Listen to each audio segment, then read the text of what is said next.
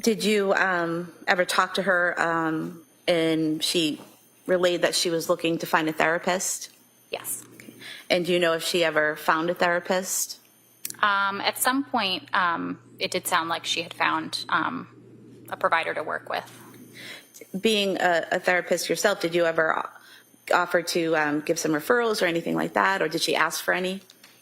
I can't remember. And you said that she continued to appear tired, correct?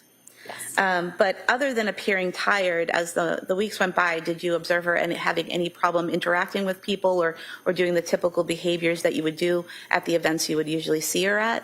No. Did she appear to have any trouble doing day-to-day tasks or interacting with anyone? Not that I saw. Did she ever tell you that she was depressed or suicidal? No. Did she ever tell you that she had thoughts of harming anyone else? No. Did her physical appearance change in any way? Not that I noticed. When you would engage with her, have conversations with her, were they usually in person or text or both? It was a mix of both. And did you ever have trouble understanding her, either in person or in a text? No. Did she ever appear to have trouble understanding you? Did she ever tell you that she was depressed or suicidal? The answer was no. Did she ever tell you that she had thoughts of harming anyone else? The answer was no. Did she ever tell you that she was hearing voices? No. Having intrusive thoughts? No. Responding to something internally like a voice or seeing something that wasn't there? No, that is not speculation. That is the sworn testimony of one of Lindsay Clancy's closest friends, a licensed therapist herself, who saw her every single week in the months leading up to January 24, 2023. A woman who checked in on her, who asked the hard questions, who watched her interact with her children at a trampoline park just weeks before the unthinkable. And her account dismantles a narrative piece by piece. Imagine a scale of justice, but instead of weighing guilt against innocence, it's weighing two competing realities. In one pan, you have a mountain of medical records and expert opinions about an internal psychological storm no one could see. In the other pan, you have the raw, unvarnished testimony of the people who actually stood in the room with her, who ate dinner with her, who watched her laugh with her kids at birthday parties. And what they saw does not balance. That is the cognitive dissonance at the center of this case. And it's where we start today. Before we go deeper into what the documents actually show, make sure you're subscribed to Courtroom Verdict Vault, because we don't just cover the story, we follow the evidence. The voice you just heard... Behavior, but I did notice that she appeared more tired. I'm sorry, I didn't hear that. Could you repeat that? You could state that again. Oh, I was answering the second part of your question. I didn't notice any changes in behavior, but I did notice her appearing more tired over time. And was that after she had Callan or before that? Afterwards. And how often would you see her after she had Callan? Weekly. So still going to the same types of places where you would run into her and engage with her. Is that correct? Yes. And other than seeming more tired, was there any other change in her demeanor or personality or behavior? No. Did she tell you during that time that she was having trouble sleeping? Yes. And did she give you any specifics on that? Just that it was very difficult to get sleep, difficult to fall asleep even when kids were asleep, and that it was an ongoing struggle. Is that of a witness, a fellow mother from Duxbury, Massachusetts, whose name is redacted in the public filings, but whose words now form the backbone of the Commonwealth's case. She is the prosecution's Exhibit A in the court of observable reality. Her testimony presents a fatal problem for a defense built on the theory that Lindsay Clancy was so utterly disconnected from reality, so consumed by psychosis, that she could not understand the wrongfulness of her actions. Because the woman this friend describes simply does not match that legal standard. She wasn't a zombie, she used that word herself. I feel like a zombie. But when pressed by the prosecutor, the distinction became devastating. She seemed tired. But there's a difference between being tired and looking like a zombie. She didn't look like a zombie. And she was able to engage with you and the other parents there, engage with her children and the other children. Correct, she was. That word. Tired. It echoes through this entire testimony like a quiet but persistent drumbeat. The defense wants you to hear a klaxon of madness. The friend only heard exhaustion. A new mom struggling with sleep. At first it seemed normal, she testified. Reminiscent of sleep troubles that I remember having. Did that cause concern for you at that point? I think for a period of time, it felt normal, but after it seemed to continue and not let up for her, I definitely worried about her and was concerned. When you say it seemed normal, what do you mean by that at first? I would say for a period of time seemed reminiscent of, sleep troubles that, I remember having and that, remember friends talking about. But I think over time, I started to worry more and realized that it wasn't improving for her. And what you're talking about, is it, typically after having a baby, new moms are tired from, late night feedings and changings and all of that? Yes. And then That is the gap we are dealing with. Not a medical gap, an experiential gap. The gap between a catastrophic internal diagnosis and the utterly unremarkable external presentation. Which brings us to our first turning point. Because if this case was simply about a woman who was tired, we would not be here. The explosive center of this testimony is what she didn't say. The defense argues that Lindsay Clancy was drowning in a sea of psychotic command hallucinations.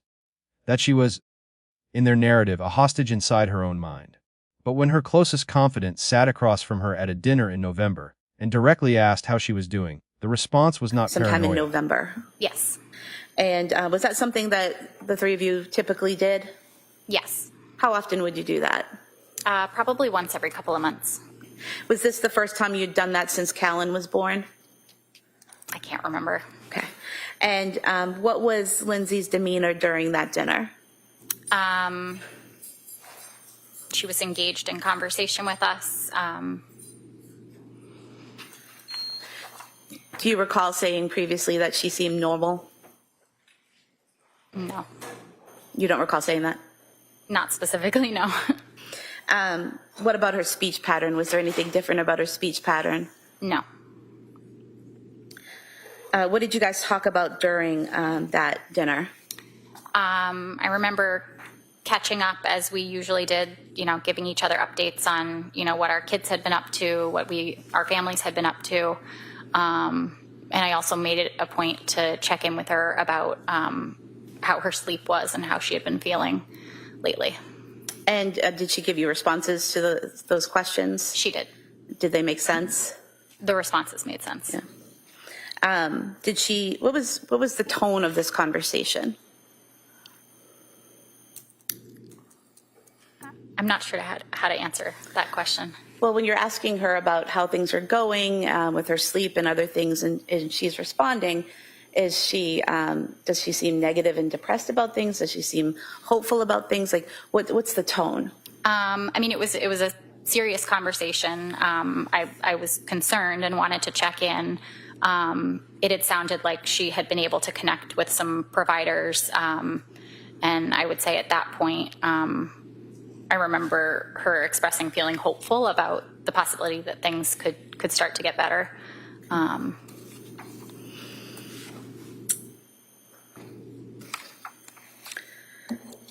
And during this conversation at dinner, did she ever mention that she had suicidal thoughts? No. Did she ever mention that she had homicidal thoughts? No.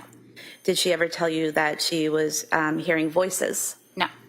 Did she ever tell you that she was having intrusive thoughts of her own? No.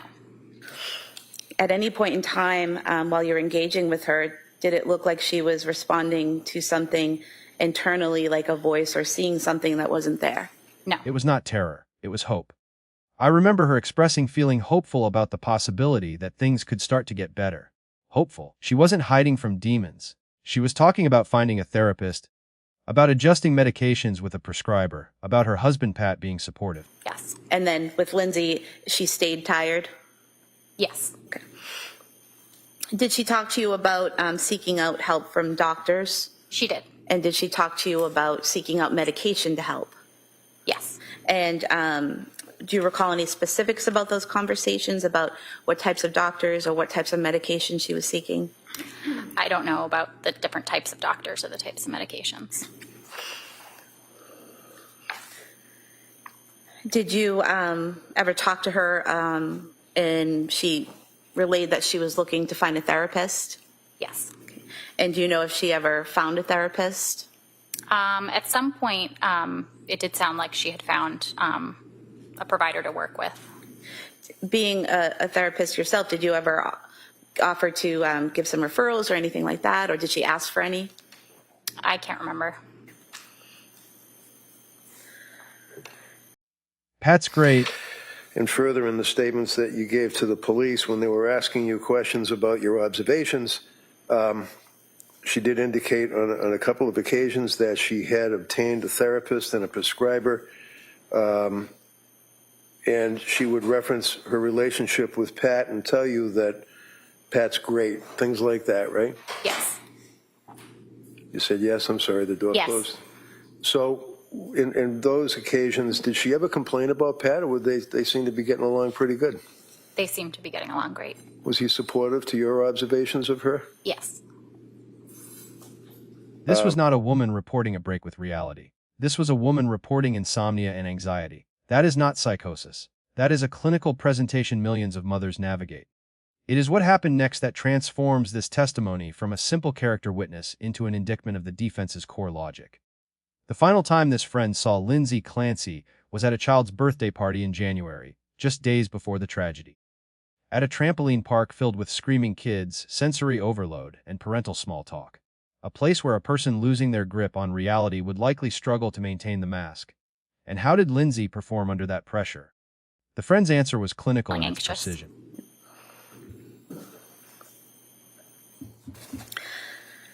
And after this dinner, did you next see her at Cora's birthday party in January? Yes. And at that birthday party, did you see her interacting with other people and parents and children, as a mom would usually do at a birthday party? Yes. Did you interact with her yourself? I did.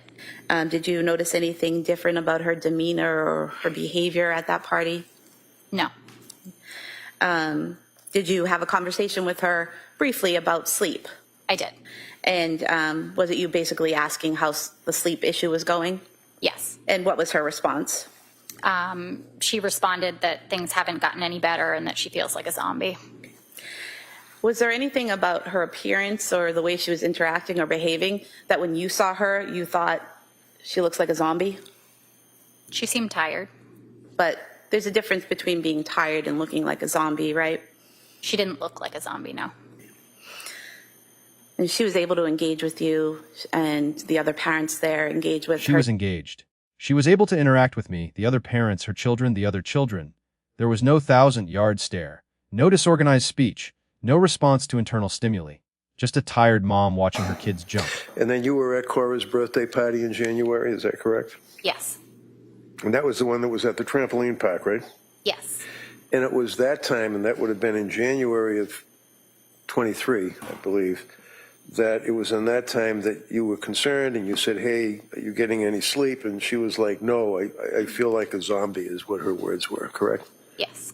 Is that the last time you saw her? Yes. Thank you. Can you redirect? No, Your Honor. The defense would have you believe that a psychotic break came out of nowhere, a medical ambush. But this friend is not a hostile witness. She was clearly pained. She clearly loved Lindsay. She wasn't there to bury her. She was there to tell the truth. And the truth she told was that the woman she knew was struggling, yes, but was also coherent, warm, kind, consistent, and loving with her children. Morning. Fair to say that you were obviously pretty good friends with Lindsay? Yes. And fair to say that in that regard, you had occasion to observe objectively things like she looked tired, she was complaining that she was tired. Yes. Said that she was anxious. Yes. Told you that at one point towards the end of time frame into January that she felt like a zombie. Correct? Yes. Did you ask her any questions like the district attorney was asking you? Did you ask her, well, what are your symptoms and what do you feel like? And what do you, is there anything that you can tell me about how you feel? Did you probe in that regard? I don't remember probing about specific Right. symptoms, no. So in other words, you're friends, and you and Erin and Lindsay were out to dinner or lunch, and you're trying to have a good time, right? Yes. How was she as a mother to your observations? Did she, as far as taking care of her kids, being happy with the kids, did she not like her kids? What were your observations? She So loved we are left with the unbearable question that ticks like a clock in a silent courtroom. How does a hopeful, coherent woman who cancels her return to work because she isn't sleeping well, who loves her job as a labor and delivery nurse? Then when you went out to the other dinner, did you indicate to the police that in that conversation that her mother knows everything, or she told you, my mom knows everything, and she's working it out as far as the therapist and the drugs, correct? Yes. And you still felt that it was readily apparent that she was struggling, right? Yes. Still having difficulty sleeping and being anxious, right? Yes. And as a friend, you were concerned, right? I was concerned. Yes.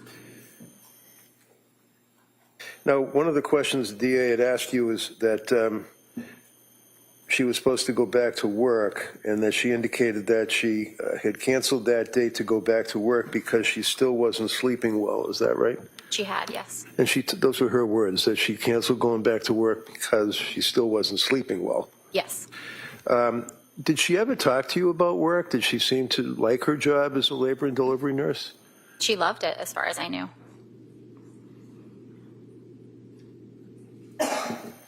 And then you were at Who maintains friendships, who manages playdates, who makes dinner plans, who tells her friends she thinks things will get better. How does that woman, in a matter of days, become capable of the irreversible? That is the ticking clock. Not a countdown to an act, but a countdown to a verdict. Because the answer to that question determines whether this was a medical tragedy or a criminal act. And so we repeat the phrase that the jury cannot escape. She didn't look like a zombie. That's the first time. The Commonwealth introduced a record of what the friend told the state police in that initial interview, memorialized on page 11 of the transcript. When she told investigators Lindsay seemed fine at the party. Do you recall stating previously that at the party she seemed fine? And no, not specifically. Page 11. Just have you look at page 11 and bottom line 24, and then to the top of page 12.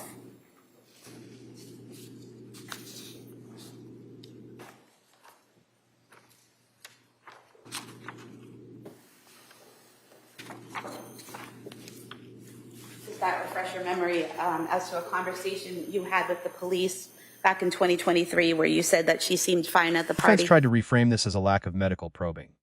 The friends simply didn't dig deep enough. They argued Lindsay was a stoic, not a complainer, someone who would never be a downer during a fun dinner. right? Yes.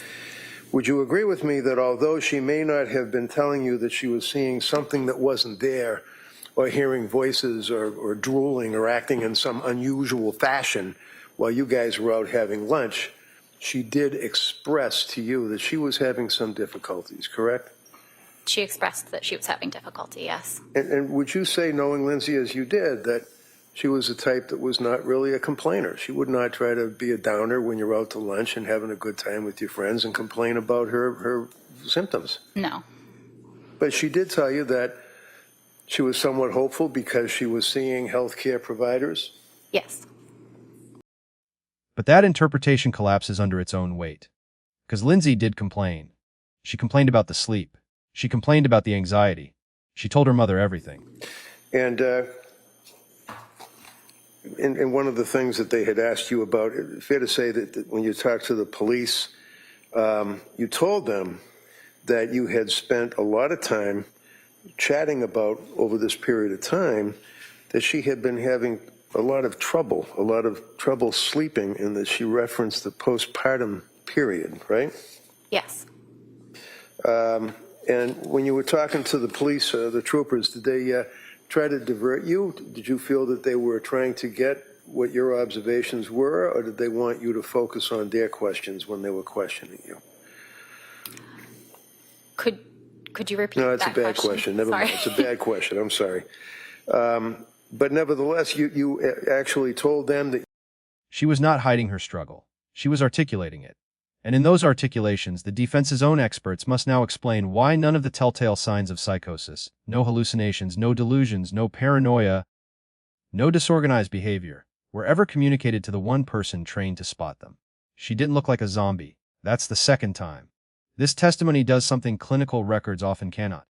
It brings the jury out of the abstract world of the DSM-5 and into the living room, into the restaurant booth, into the trampoline park.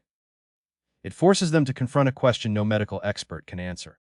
If psychosis is so consuming that it strips a person of their moral agency, how did it leave no fingerprints on her social identity? How did it take everything inside but leave the exterior so perfectly, terribly intact? The friend said she didn't notice any physical appearance change. No trouble understanding conversation. No trouble formulating responses. She was just tired. And there it is for the final time. She didn't look like a zombie. The phrase that now haunts the defense. Not a medical declaration. Just the honest, devastating observation of a friend who knew her, who loved her, and who testified under oath that the woman the world now sees as a monster looked to her, in those final days, like a tired mom waiting for the sleep medication to finally work. So here is where the evidence leaves us. If you want to understand what is at stake, do not trust the headlines. Trust the record. I'm directing you to the Commonwealth's witness list and pretrial filings in Plymouth Superior Court, docket number 2383 CR 2042. Pull the transcripts. Read the testimony of her friends, her husband, the first responders. Then come back to the comments and answer this question. Can a mind be so shattered by illness that it constructs a parallel reality invisible to everyone who loves you? Or does accountability require that the warning signs exist somewhere outside the silence of a person's own thoughts? Because the woman in this testimony didn't just say she was okay. She showed up, week after week,